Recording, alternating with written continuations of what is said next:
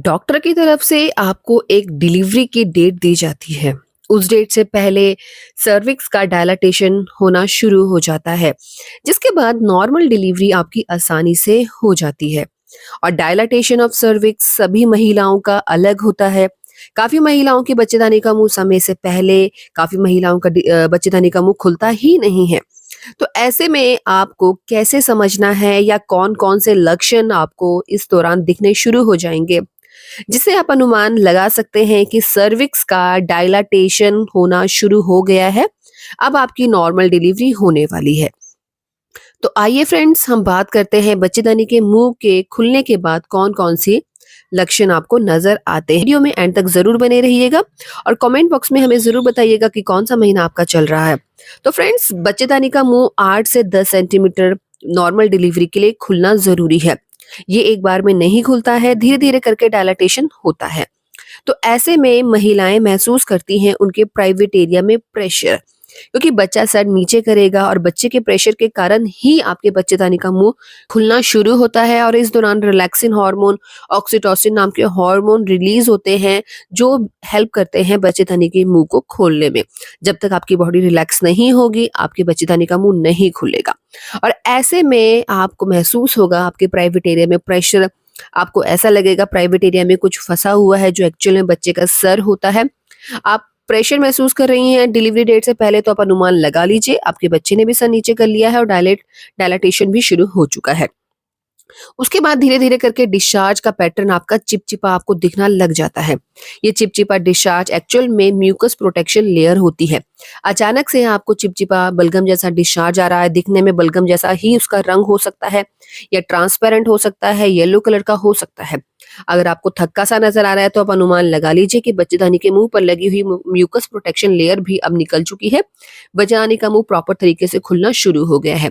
उसके बाद आपको लोअर एब्डोमेन में और कमर के निचले हिस्से में दर्द भी रहना शुरू हो जाता है। पेट ज्यादा कड़क रहना शुरू हो जाएगा। चलते उठते बैठते करवट बदलते समय आपको अनबन यानी कि अनकंफर्टेबल महसूस होगा, जो कि बच्चे के प्रॉपर तरीके से नीचे की ओर एंगेज होने के बाद तकरीबन सभी महिलाओं को महसूस होता है। बार बार पेशाब जाने की समस्या आपको रहेगी, क्योंकि बच्चे का सर का भार जब नीचे की ओर पड़ता है तो म्यूकस प्रोटेक्शन लेयर निकलने के साथ साथ पेशाब की थैली पर भी बच्चे के सर का भार आता है, बच्चे का पूरा भार आता है। और पेशाब में महिलाएं कंट्रोल नहीं कर पाती हैं, और 9वें महीने में स्पेशली डिलीवरी डेट से पहले फ्रिक्वेंटली यूरिनेशन की समस्या सभी महिलाओं में देखी जाती है। यानी कि मुंह को खोलने में हेल्प रिलैक्सिन नाम का हार्मोन भी करता है, जो आपकी मांसपेशियों को रिलैक्स करता है।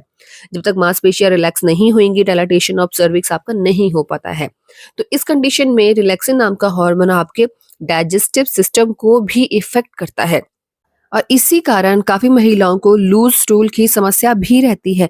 अचानक से लूज़ स्टूल की समस्या आपको आ रही है, तो आपको इससे इग्नोर नहीं करना है, तुरंत आपको हॉस्पिटल जाना है। अगर म्यूकस प्रोटेक्शन लेयर निकलती हुई नज़र आ रही, तब भी आपको हॉस्पिटल जाना है।